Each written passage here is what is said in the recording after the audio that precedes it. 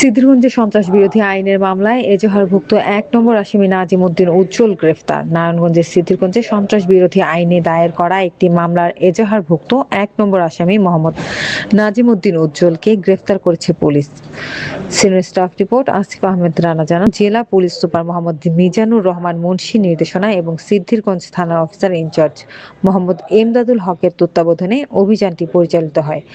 সোমবার এসআই মোহাম্মদ ওয়ালিউল্লাহ ও এসআই মোহাম্মদ শামীম রেজার নেতৃত্বে বিশেষ টিম এই অভিযান চালায়। পুলিশ সূত্রে জানা যায়, সিদ্ধিরগঞ্জের মিজমিজি দক্ষিণ পাড়া এলাকায় নিষিদ্ধ ঘোষিত একটি সংগঠনের সদস্যরা সরকার বিরোধী কর্মকাণ্ড ও নাশকতার উদ্দেশ্যে একত্রিত হওয়ার চেষ্টা করলে সেখানে অভিযান পরিচালনা করা হয়।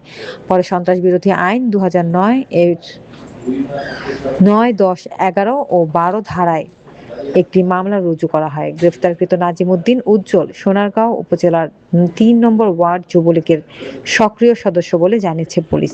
অভিযান চলাকালে তাকে মিজমিজি দক্ষিণ পাড়া ৭ তলা ভবনের সামনের সড়ক থেকে আটক করা হয়। বর্তমানে তাকে জিজ্ঞাসাবাদের জন্য থানায় রাখা হয়েছে বলে জানা গেছে।